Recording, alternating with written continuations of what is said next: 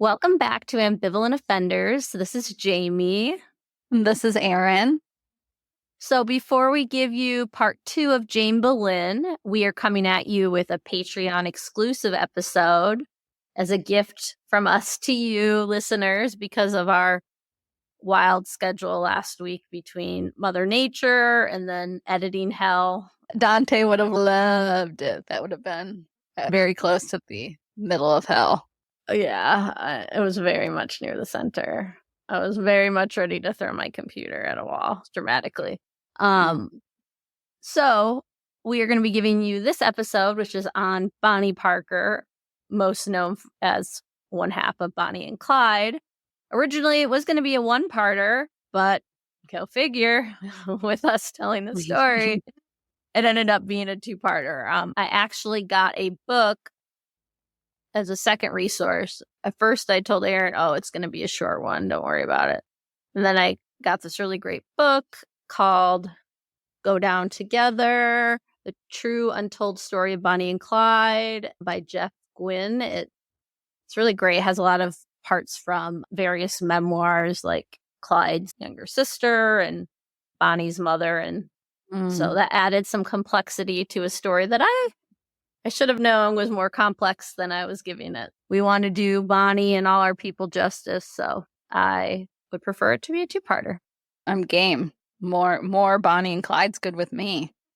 Cool. Before we jump into the story, as always, we appreciate all the ratings. We got another great review, which made us happy to. We love getting to hear feedback. Again, feedback is so nice to hear.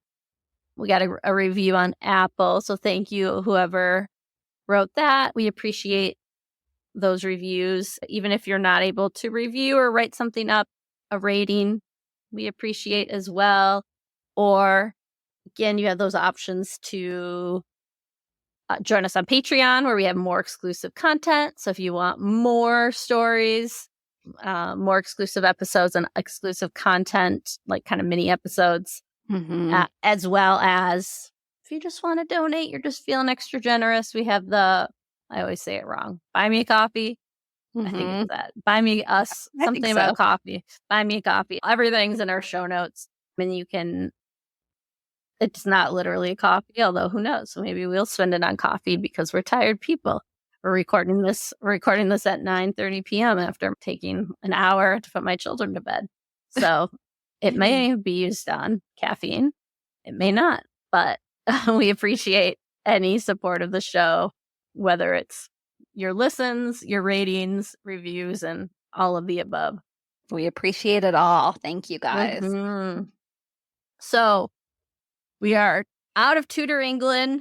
We're back to the United States. I'm starting to see a pattern here, although I will do some European figures and yeah, I've just lately been kind of a little bit on in a way, it's kind of like a pop culture kick with Elvis. And then now here, I'm back also looking at another female offender. I think now our feed has more females, even though we are giving shit for male offenders. Now I think we have more female. For realsies this time, my next one will be a man. I know it, so... I kept saying that, and then I ended up doing a woman and changing it, but I know, because I've at least started getting some of my research done. Well, please go on Instagram as well. A nice little plug. Erin does amazing. She's our Canva goddess. I take it really seriously. I know. At this point, I used to try, and now I just give Erin pictures sometimes, and I'm like, make this something. She had just put up an Instagram post about suggestions. I'm honestly stuck. I don't know who I'm going to do next. I have a list of people, but if there's somebody who comes to mind you want to hear, please comment on that post. This is a perfect time. If you really want us to cover somebody, Jamie needs somebody. So, So, as I said, today we are doing Bonnie Parker.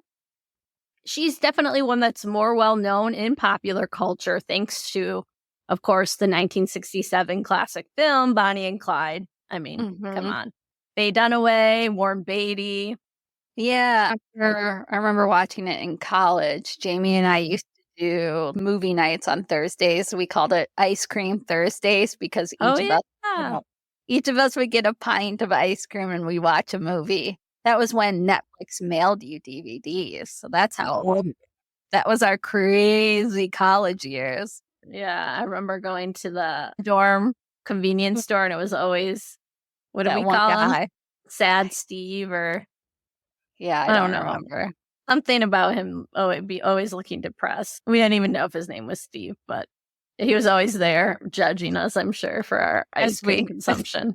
And sometimes we moved it. Sometimes it became Ice Cream Tuesday if we had a particularly bad Tuesday, but Thursday was supposed to be the day. Yes. That's where we discovered the Before Sunrise and Before Sunset films, which has nothing to do with this episode, except that they are some of our favorite films. And you should watch it. Yeah. Back to Bonnie and Clyde. In a way, they're kind of like the Romeo and Juliet of criminals, doomed, right? That tragic end together. And I think that's a lot how people think of them. They also have this Robin Hood-esque feel to them, not because they necessarily gave to the poor, but this is when I talk about the background and history, this is at a time when the government is not very liked, the law enforcement's not very liked. So, and banks after the Great Depression. Yeah. There wasn't necessarily a ton of sympathy for these places being robbed. So you kind of get a little bit of that mixed in as well. But of course, like anything, that was a movie. What is the reality? Who was the real Bonnie Parker? I went into this knowing nothing about the real Bonnie Parker besides some of the infamous photos. Yeah, I know the photos and I know the movie, and I think that's pretty much it. Yeah, me too. I really wanted to know, again, was she really more of this Robin Hood-esque character, taking from banks and institutions right at a time when the government was less than popular?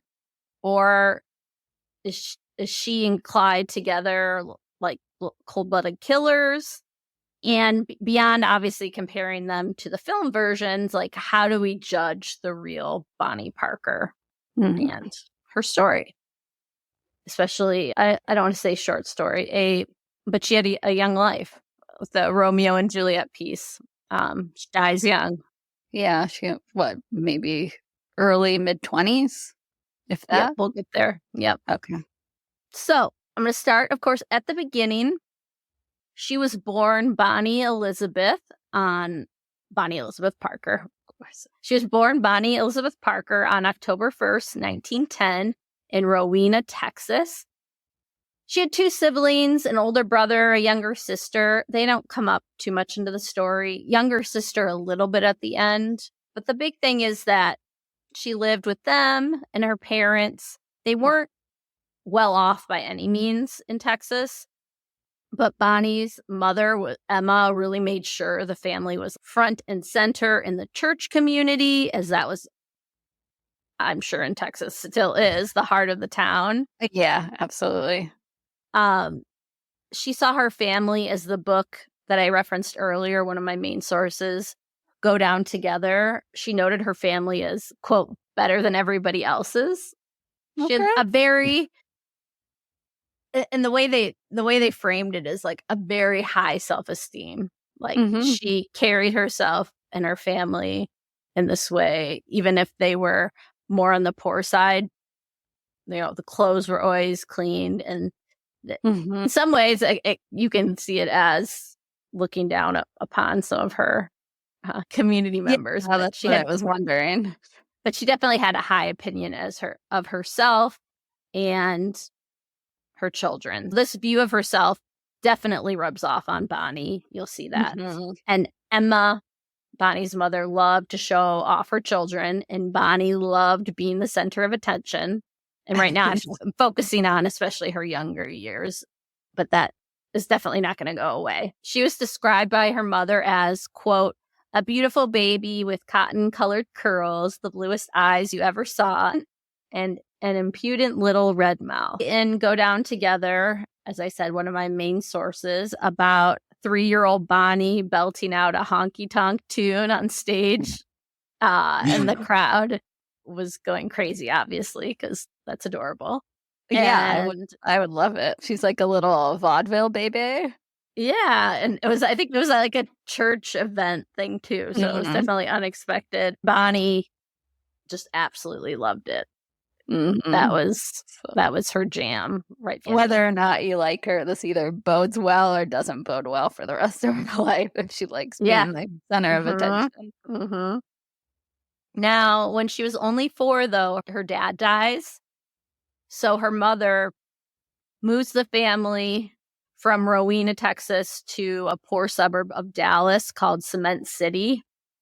Great name for a suburb, right? I mean, you can obviously tell not going to be one of the best ones. You mean Cement City isn't a bougie town? No. Again, this is a poor suburb of Dallas, and so they could live with her grandparents, Bonnie's grandparents. As Go Down Together noted, there were no jobs for young widows in Rowena, end quote.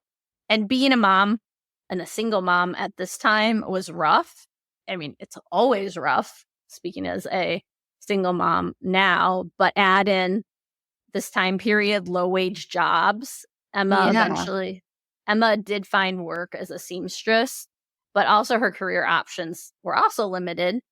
We can kind of think and tie it and connect to like Typhoid Mary. It's not like career options are huge. And Emma obviously did not go to college. And then it's really her mom's only choice, right, to go to work. If she doesn't have a man to contribute to the household, what choice does she have? And of course, later, economically, this will only make even more sense when the U.S. and the world plunges into the Great Depression in 1929, but that's still a ways off. We'll address that when we get there. Despite things being harder now for her as a single mother, Emma still really kept her spirits up. She kept the view of her family as, quote, high class, and every week made the long walk to church each week because, again, that's about being seen as part of the community and really wanting her children and herself to be seen as like in the center of that community. The move and the loss of her father didn't appear to affect Bonnie negatively in these early years, at least from all appearances and from what I read. Obviously, she's really young. It sounds like she had a really good support system. Her mom comes up constantly in the book that I'm reading as a real strong figure in Bonnie's life, somebody she's really close to. Bonnie was a really good student. She loved poetry and literature, as well as reading, reading romance novels, they said. Are you sure you're not just reading something about me? I'm getting worried. Is this my story? Yep. And she earned honors in her schoolwork. In fact, she was called one of the best students in her high school. However, again, placing things in time and space, college was not a possibility due to finances. And if you think about that, she was born in 1910. She's graduating around 1927, 1928. Oh, no. Right. Oh, no. This is worse than millennials and stuff coming up and graduating. I mean, I guess we graduated from high school around 2007, but, you know, people graduating around the time of the recession. Yeah, exactly. And college was not going to be a possibility due to finances. And you back the book, and sometimes I'll just call it the book, but again, Go Down Together. It notes that, quote, staying in school and getting a high school diploma wouldn't have improved Bonnie's prospects, end quote. Because I'm going to talk about, she does actually drop out. And that quote's like, honestly, even if she had stayed and graduated, it's not going to change the trajectory, a high school diploma or not. Yeah, based on the time and the place that she's living at. And this line stood out to me with how tragic it really was. And honestly, to me, it's still an issue we see in areas of extreme poverty. The second part of the quote was, quote, smart slum girls still had limited career possibilities, end quote. So even though she was smart, again, one of the smartest at her school, earning good grades, great personality. I'm going to talk a little more about her personality here next. Still a lot of limitations on her because of finances and gender roles. That's so sad. I know. She was described as being very petite, and I mean really petite, as in 4'10", so she's shorter than us. Yeah. I'm 5'1", so I'm 5 foot. and she only weighed 85 pounds. Oh my gosh, girl. You itty bitty. I know. It makes sense when you look at pictures of her. She's very, she does very look tiny. Yeah. And she's described as beautiful. As a teen, she loved the flapper style of the days, and she was also really into makeup and clothes. Same girl. Love that. So with her personality and her smarts, her dream of being an actress, that was her dream, really didn't seem completely out of reach. Although for somebody living in a Dallas slum, it did seem like a far-off fantasy, but not like the most far-off fantasy. She had drive. She had personality. She was beautiful. I'm assuming that would be like an actress as in the stage or pictures or both. Both. Like there's mentioned Broadway, but also, and, like she watched a lot of film. Yeah, because this would be right at that birth of the film. Yep. There was another side, though, to Bonnie. Her mother, Emma Parker, in The True Story of Bonnie and Clyde, noted that Bonnie was, quote, was always in a scrape of some sort, end quote, in school. And she described her as being, quote, too full of mischief. And then the book, I love this, the book Go Down Together calls her, quote, an adorable terror, end quote, with a, quote, hot temper. I was like, that sounds like my daughter. Yeah.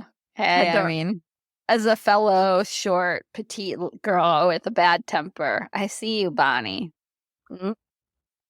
I just love that term. When I read it, I was just like, I love that. Adorable terror. Yeah, I don't know if I'm quite adorable anymore, but I am small and have a bad temper on occasion. It's the Polish in us. One story goes kind of to show some of her toughness, but still, I would say not to a degree of like criminality, but just kind of her tough nature at times. There was a story about her that notes she was in grade school. She discovers two girls stealing her pencils, and she beat them up. But keep in mind, she wasn't just randomly targeting classmates. Her family was poor, and the loss of even pencils was a blow. Yeah, that's huge. She doesn't have money to get backup pencils. Those are hers, and she needs them. So I'm with Bonnie on this one. Yeah. Despite that info, this does not sound like a girl on the path to being an infamous criminal. As Go Down Together notes, quote, there was nothing mean-spirited about this little girl, end quote. She seems to me just like a mischievous but smart kid. Yeah, I think if you're that smart, I think you also have a little bit of mischievousness in you just because you think you're a little bit smarter than everybody else. Yeah, and I think just that to survive in the time period she did without a dad, little resources in the slums, you have to be kind of street smart too. Like you can be nice, but you also, if somebody's taking something from you, you can't just be like giving that up. Like you have to stand up for yourself. Yeah, I think she's very much a product of her environment. So her life's going to take another turn when in 1926, when she's just shy of 16, she actually gets married to her high school boyfriend, Roy. It's always a Roy, isn't it? No. I was rooting for you. Don't marry your high school boyfriend at 15. I beg you. And she drops out of school. I already kind of hinted at that. Yeah. So did she drop out to get married, or did it seem like they were connected?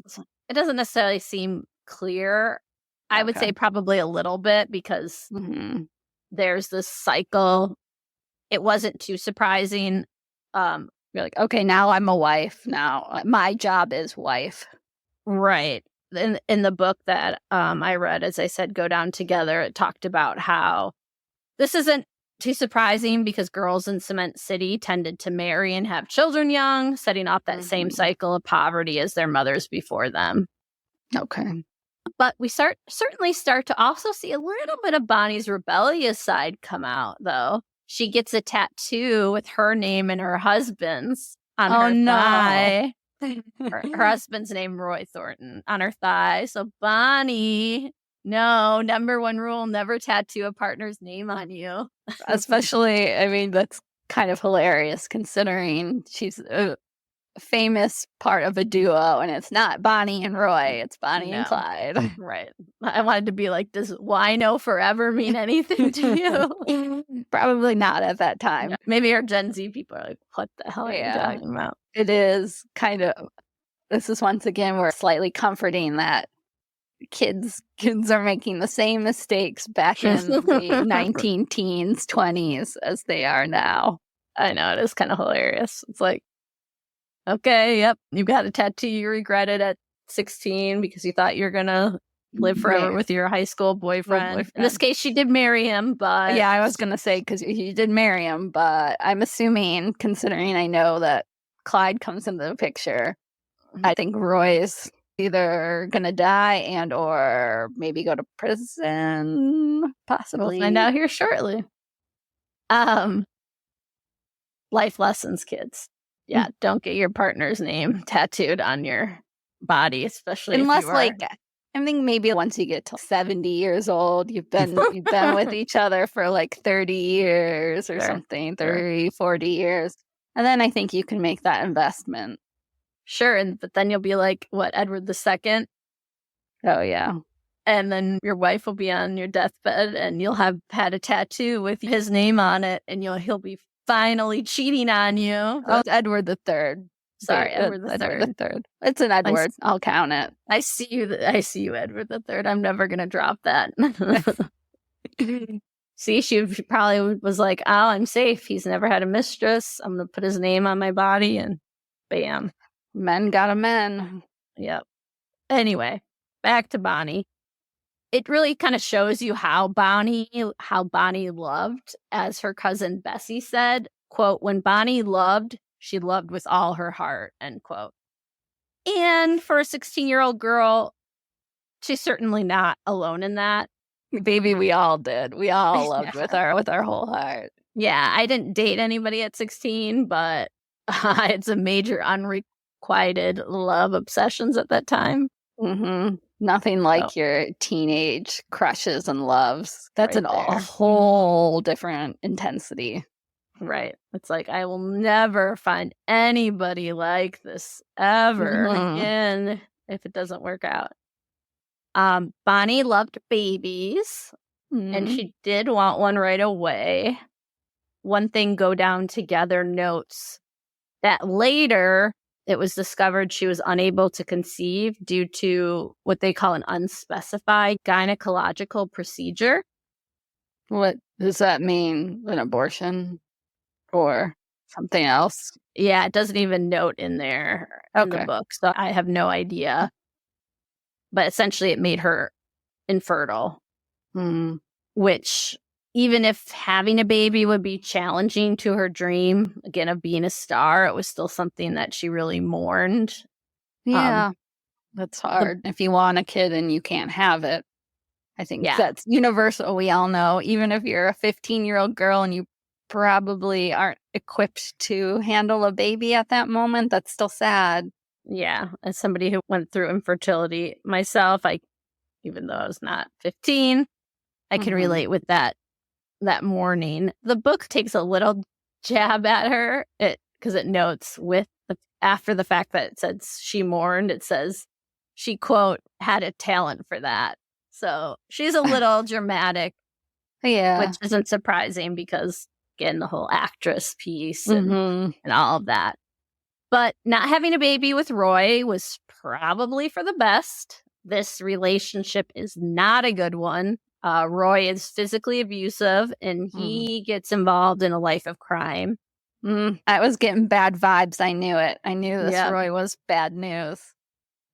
And he would just take off randomly for amounts of time, and Bonnie would have no idea where he was at. When you compare him to Clyde later on, one thing that she liked about Clyde is that she was included, she was involved, where Roy was like, wouldn't tell her anything. He'd randomly be gone for these amounts of time. She, at this time, works as a waitress, where she's described as a hard worker, and then she changes waitressing jobs. But when she works at Marco's Cafe in Dallas, she's known for feeding homeless men for free. Oh, I love that. And in fact, this got her multiple warnings from the manager, and she was almost fired over it, but she kept doing it. I love that. I can understand the manager's point, but especially this time, I'm sure she had sympathy considering, well, one, she's not rolling in money at this point, but also her upbringing. Yeah. She was also noted to be, like, by her coworkers, quote, especially fresh and clean, end quote. And she dressed well. That was always a theme throughout her life. Now, this is something that I didn't know. Again, the book, Go Down Together, notes that her wardrobe might have hinted at getting extra money, potentially from prostitution, as that was common for working class women in the Dallas slums. And coupled with that and her inability to get pregnant, that she wouldn't have that risk factor. Oh. It might have seemed like a good option, but we don't have any proof of that. Okay. That's what I was going to ask, if there was proof or not, but that's just a suggestion that based on, I guess if you're thinking if she's already poor, where are you getting all these nice clothes and things like that? And later I'm going to talk about when she's in jail, she writes some poetry, and some of her poems reference prostitution, and it seems like she's pretty intimate with it. Although if you want to say the other side, if that's something that's happening around her, she would also be familiar with it, even if she wasn't personally doing it. Yes, exactly. And same with, they'll mention, well, I'll get to that. Okay. So back to Bonnie and Roy. That sounds so weird. I'm like, Bonnie and Roy, that's not right. No. She clearly had an idea that this relation wasn't going to work in the long run. Bonnie wrote in her diary at the time, quote, "Diary, every night I look at his dear little pictures. I am fully discouraged, for I know I can never live with him again." And she's actually not wrong, because in 1929, Roy is sent to prison for robbery. He has a 5-year sentence. And Bye-bye, Roy. Bye-bye. I was going to say I felt sorry for him, but he's an abusive piece of shit, so go to prison, Roy. Yep. And unfortunately, tattoo removal does not exist at this time. Just that's awesome. And Bonnie sees this as her way out, so she moves back in with her grandma. One thing that I never knew, and it's surprising, they never actually divorced. She refused to divorce him. So even at her death, she was still officially married to him. Because of the religion thing, or do we not know? Probably. If that's... I don't think it was quite the religious piece. You know, it didn't go into great detail. I would maybe have to look at another source. Maybe she just didn't want to be a divorced woman. I think that, and also just like the process, the costs, and all that piece, and having to stay, and see him again. Yeah, I do know a lot of times at this time there are many people who don't actually go through the formal divorce process. So that's not too surprising, but I do wonder if that might play some role in people villainizing her later as, this harlot who's hanging out with this guy when she's married to somebody else, maybe. Yeah. I mean, certainly can play a part. As I noted, this is 1929, and it really doesn't get any better for Bonnie's because Marco's Cafe closes at the end of the year. Remember, for those who are not history buffs, or maybe you are, but you haven't placed yourself in time and place, the Great Depression starts in this year. The stock market crashes in 1929. Yep. And so Marco's Cafe closes because of that. Like many Americans, a side note, this is 1929, but I do want to say, especially for those who aren't familiar with the Great Depression, at the height of the Great Depression in 1933, about 24% of the workforce was unemployed. So we're not there yet. We're not there yet, but things are still dire. And I'm going to talk about later with Clyde in the South and Southwest. You also have the Dust Bowl and just a lot. You have even an added layer of difficulty finding jobs. So right at this point, she's jobless. Like so many working girls across the state and country, obviously women are going to be the first to be let go. Oh, yeah. Jobs. And as the book Go Down Together noted, quote, after years of predicting she'd be a famous star on Broadway or perhaps a renowned poet, she was still a nobody in the Dallas slums. It was enough to make her cry, and she frequently did, end quote. That's sad. Yeah, to be a brilliant, smart student, and then now it's reduced to that. Too bad podcasting wasn't a thing. Yeah. The podcast. And she was very, even with all these things, the bad marriage, waitressing, and all this, she still had this great hope of becoming a famous actress. Like she had held on to that, which is pretty remarkable. Yeah. And so at this point, she's feeling like, I don't want to say time's running out, but maybe this isn't going to happen. Yeah, I think we've all had that moment in our life where what you imagined you would be doing at that point in your life is not it. It's not happening. So I feel for her. Yeah. Even with the sorrow, though, I really like the way the book notes. It notes she had what they call, I really like this phrasing, quote, a bone deep belief, end quote, that great things were going to come her way. Something amazing was going to happen to her because she was Bonnie Parker. That has been like drilled into her head since she was little. Like something great is going to happen because of who she is. And she wrote twice in her diary this phrase, why don't something happen? Well, I have a feeling that I know it's going to happen. Basically, it's driving her crazy. But things would actually happen quickly. Remember, she's writing this and all this is going down at the end of 1929. And by January of 1930, when she's 19, she meets the other half of her famous duo, Roy. No, just kidding. Fuck Roy. He's out of here. It's 20-year-old Clyde Barrow, an in quotes, ex-con. I mean, he's only 20 at this point, and he's a wanted man. She meets him when she goes to a friend's house. Her friend is tending to an injury Clyde had. Is he really an ex-con if he's a wanted man? That's why it's funny. I liked how they referred to him as an ex-con. Look, is he though? No. At this point, though, he's wanted, but he's like, I'm not going to be doing crime again. Like, right. I'm wanted for right now. Yeah. All right. We'll see.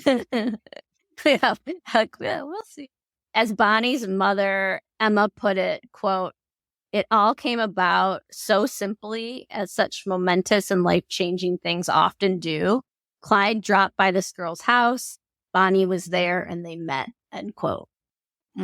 So it is remarkable how something just so simple, dropping by a friend's house, happen chance, meeting this man, and her entire life changes.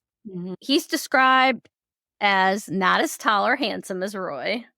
Ouch. Bonnie was taken by his nice clothes. She likes some nice clothes. And his nice car, even if she suspected that it was stolen, which it was. Again, girls also are the same. You know, nice clothes, nice car. Yeah. She also loved a man who acted like he was in charge, like the one she saw in the movies. Mm-hmm. He's a man. He's a man. Yeah, these are, again, thinking of the time, late 1920s, early 30s.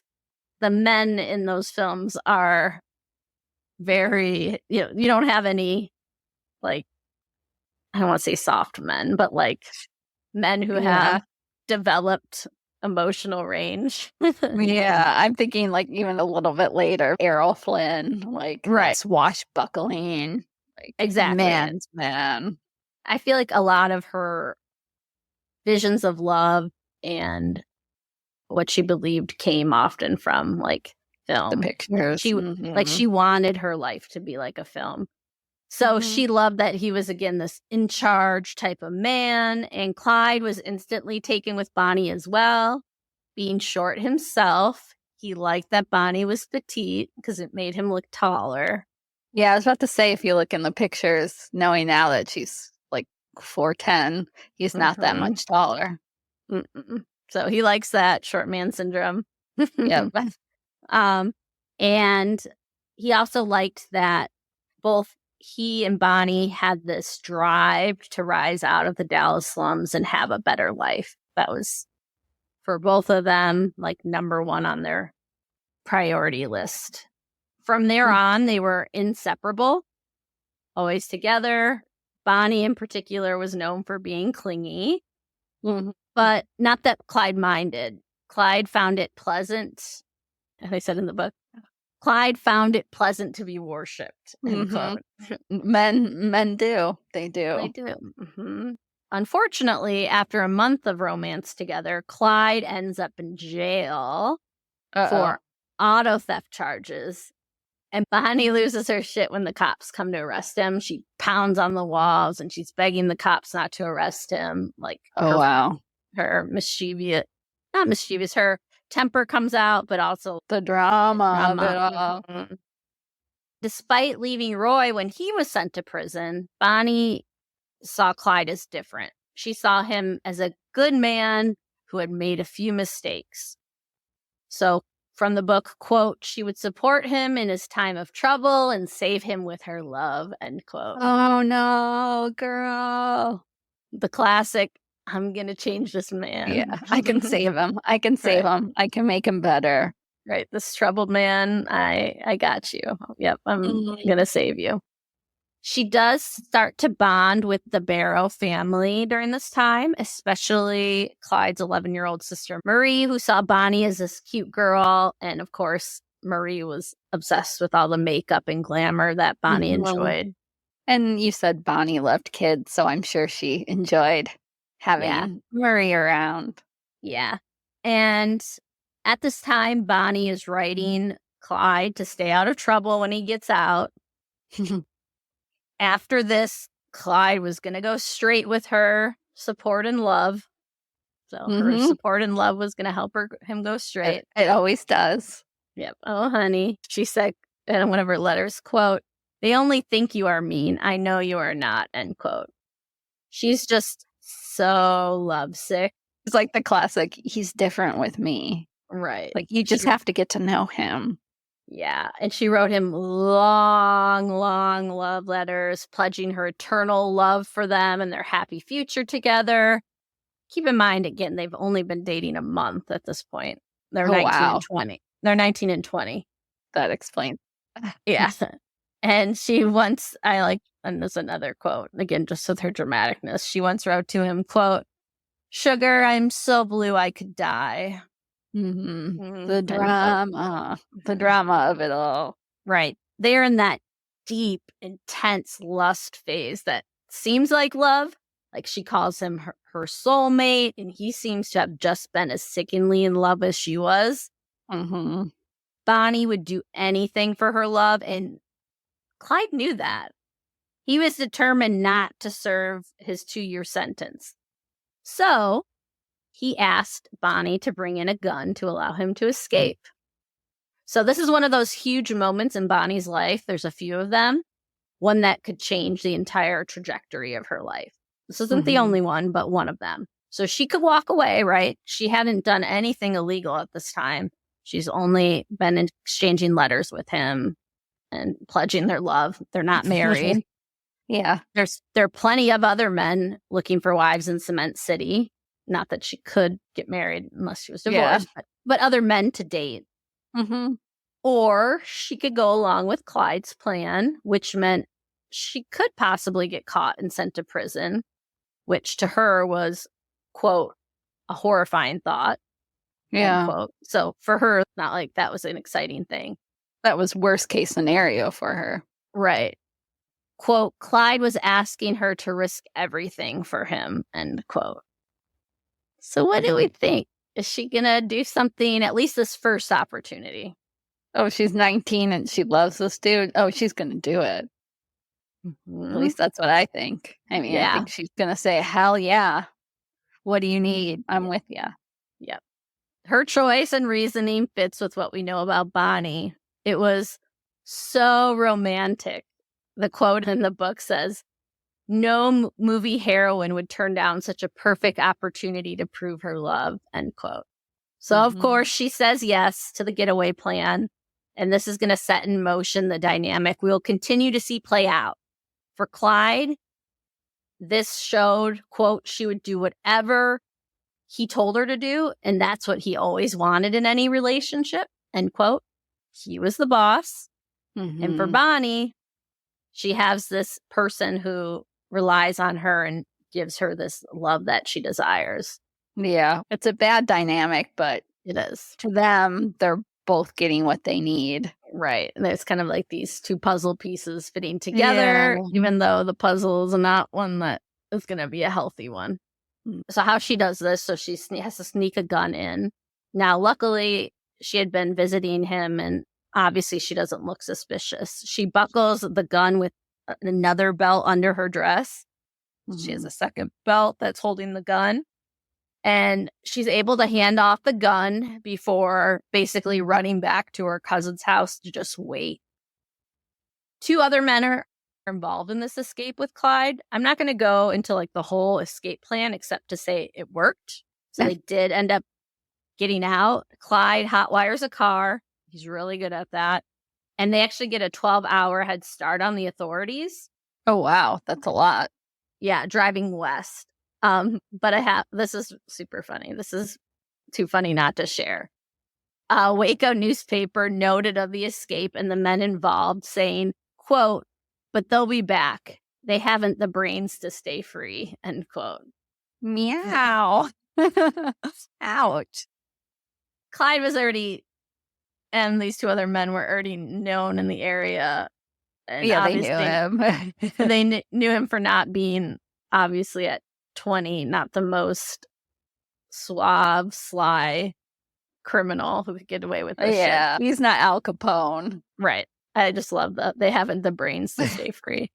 Not the most flattering.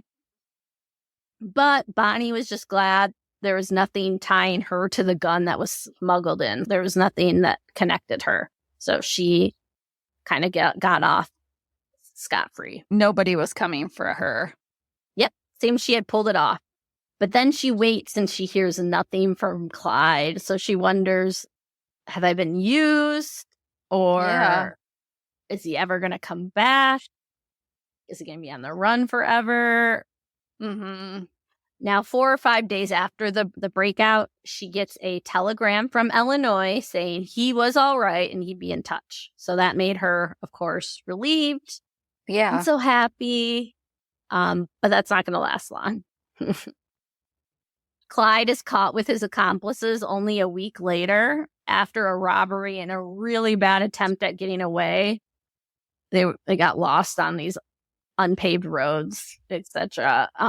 So maybe that newspaper was not far from the truth. Definitely not. They needed Google Maps. They definitely did. And now he's given a 14-year sentence. Dude, you should have served the 2 years. So what do you think Bonnie's going to do? She seems like a person who stands by her man. At least I know she's pledged eternal love to him. So I would assume that she's going to be there to support him. Yeah. Surprisingly, Just like you thought, you'd expect Bonnie to run to Clyde's side, but surprisingly, this recapture brings her somewhat to her senses. By now, she had found another job waitressing, and the whole escape experience hadn't been a positive one. Like, she didn't feel glamorous. Mm-hmm. She probably felt like a little icky. It was like a little slimy. Yeah, and as Go Down Together notes, instead, she was the humiliated girlfriend of a bumbling baby dumbbell, end quote. Oh, God. Yeah, I mean, it probably didn't play out like it does in the pictures. Right. So instead of this, oh, he escaped and I feel so glamorous, I helped save him and now he's recaptured, but he's this, wanton man and it's so sexy. And she's like, and she had seen those newspapers. It's like, I'm the girlfriend to this Dumbo who, of course, got caught. Mm-hmm. I don't blame her for feeling that way. To be clear, they haven't broken up, but Bonnie isn't acting like the lovesick teen she was before. Okay. This is another turning point, but this turning point is for Clyde. Clyde gets sent to Eastham Prison Farm, which is described as, quote, the filthiest hellhole in the entire corrupt Texas criminal justice system, end quote. A place that, quote, terrified even the most hardened Texas con, end quote. And remember, despite his crimes, Clyde's only 20, and he certainly didn't have a reputation as a hardened, badass criminal. It was really surprising when they chose to send him there. Yeah. Not to go into too much detail on this place, because obviously, again, we're not telling Clyde's story, even though Clyde's story, obviously, Bonnie and Clyde, they're going to play together. But this place is brutal. They had 10-hour workdays in the fields. They had 5 or 10-minute lunch breaks.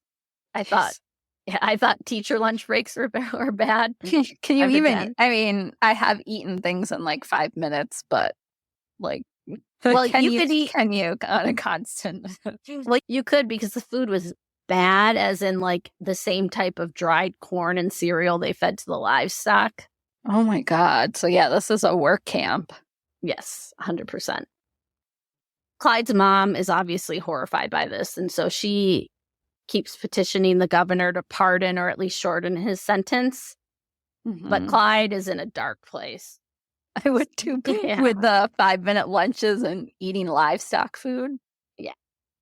And he also has felt like he's lost Bonnie. Her letters are less frequent. And then around Thanksgiving 1930, they practically stop. When he finally gets a letter after a few weeks, he writes, quote, "It really gave me a great surprise to hear from you," end quote. But still, there weren't any visits from Bonnie. She didn't come and visit. Oh, really? And by December, there were no more letters. She actually started dating someone new. Ooh. And yeah, Clyde understood what that meant. Like, she's moving on. Yeah, that seems like game over. Yeah. Or it should have been. It should have been. However, his mom's pleas finally worked, and he was pardoned and released in February 1932, thanks to the governor. So he was pardoned. It wasn't even just that he moved prisons. He was pardoned. Mm-hmm. Wow. So he only served 2 years. Now, but here's a dark little side note. Clyde obviously didn't know he was going to be pardoned. Like, he knew his mom, but his mom had been working on this for 2 years. So just a few days before he was pardoned and let out, his big toe and another part of a toe was cut off by an axe, either that we don't know, is either by a fellow inmate or himself in a, quote, accident. Oh, no. Because he hated the prison so much that he had hoped that it would get him out of some of the physical labor. This actually ends up giving him a permanent limp. So he, for the rest of his life, has a permanent limp. No. Yeah. I'm like, oh, just a few days. The timing. Yep. And again, this is one of these moments in his life that's one of those defining moments. He swore that he'd die before going back to prison. And no one doubted his sincerity on that. considering all that he had been through, I don't blame him on that. He's seen the worst of the worst. Yep. Now he returns back to the Dallas area in February 1932. And is he going to try to get his gal back? Of course. Despite Bonnie having a boyfriend, he went to her front door. She yelled, "Darling," and she ran to him, even though her boyfriend was there. Oh, no. That poor boyfriend. He's just standing there like, excuse me? What just happened? I guess the book talked about him having sulking away. Well, yeah. What do you even do at that point if you're him? Yeah, I just moonwalk backwards. Go away. So why would Bonnie so quickly go back to Clyde after it seemed like she was done with him? Well, the book theorizes, and I agree, that most likely it was because life was boring for her. She couldn't get married because she wasn't divorced. Her life was described as humdrum, and she was, quote, depressingly ordinary. And with what we know about Bonnie, this was nothing like the excitement of the movies and the stardom that she saw. And gasp, she was almost 22. Oh, no. She's growing. To be fair, she might feel like she's growing old, but when you're 22, the frontal lobe is not developed or whatever it is. I don't know. I'm an English major. Don't ask me to talk about executive functioning. Yeah, but 22 is prime age for my life is not going where I thought it was going to go. So might as well mix some shit up. Yep. Bonnie's mom, unsurprisingly, tries to talk Bonnie out of getting back together with Clyde, but it's obviously not going to work. She doesn't want to hear it. And in fact, she is sick of her mom, pretty much, she's sick of her mom continuing to talk about it. So she ends up spending pretty much all her time with the Barrow family. Does she move in with the Barrows, or is she just over there? Kind of, unofficially, she spends a lot of time there. His mom, Clyde's mom, was a kind of formidable woman. She didn't like other women except her daughters. So she was she eventually comes around a little bit to Bonnie, but yeah, it took a while. She doesn't warm up easy. No, not at all. And Clyde at this time surprisingly wants to join and expand the family business. So they had a service center, with automobiles. Mm-hmm. What he wanted to do is he wanted to open an automotive parts and repair shop next to their service station, which is a smart idea. But obviously you need money to do that. And money was not to be found. So he needed a job to save up. But again, if we're taking this in time and place, with the Great Depression in full swing, he was job hunting, quote, at a time when the state and the local economies were at their lowest point yet, particularly in the South and Southwest, end quote. Then you add in the dust storms, the Dust Bowl. This is one of those times when circumstance certainly played a role. What would have happened if the economy was booming? Yeah. Of course, I know we can't do the whole what ifs, but at this point, he can't find a job. And I'm going to talk about when he does find a job. On top of that, right, he didn't have much experience holding down a steady job. And he really couldn't show that he grew up or changed, because when he did get a job, he was fired because the Dallas police got involved. They were always convinced he was up to no good. Oh, really? So they'd always pull him out.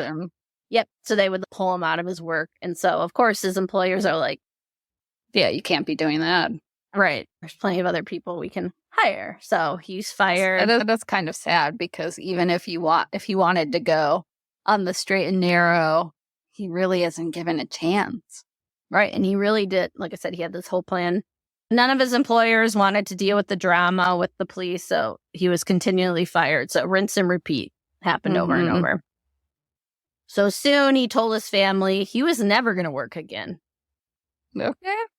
Yep. Which, comes with the obvious. If you're never going to work again, how are you going to get your money? Yeah. If he's not going to get a job, he still needs money, still needs to survive. He's going to devote his life to being a criminal. Mm-hmm. And now he was going to take Bonnie down the same road. She lied to her mom and she said she had been offered a job selling cosmetics in Houston. So this is another defining moment for Bonnie. I'm not giving her an out or no agency. It was totally her choice to participate in crime, to show her love and loyalty to her man, and honestly, to live a life of adventure. Yeah. And as the book said, quote, Bonnie wanted adventures in her life, like the one she saw in the movies. And at the age of 21, she was willing to risk arrest to have them, end quote. And together, it sadly worked. Clyde wanted to control Bonnie. He wanted to be the boss, and Bonnie wanted adventure and excitement. So this life of crime promised them way more opportunities than if they had just stayed in the Dallas slums. Mm-hmm. Again, history plays a big part here. What if they felt they had opportunities to live a life going straight and making a lot of money? But they didn't. So it was like, if we want a life of adventure, we want a life of glamour and money, this is what's going to happen. Mm-hmm. I also want to note that they weren't stupid. They knew that at some point they were going to get caught, or worse. Bonnie wrote in a poem, quote, the laws always won in the end. Yeah, this is very much a decision a young 20-something would make and go out in a blaze of glory. I mean, right. In my 30s, you ain't getting me out of bed to go run and rob banks. There's no blaze of glory here, just bed. Yeah. And I really like, and we're going to end part 1 on this quote. It's the end of the section titled Decision in the book, Go Down Together. So, quote, Clyde Barrow and Bonnie Parker were insignificant because of who they were, but they would force the world to acknowledge them because of what they did, end quote. Good quote. Yeah.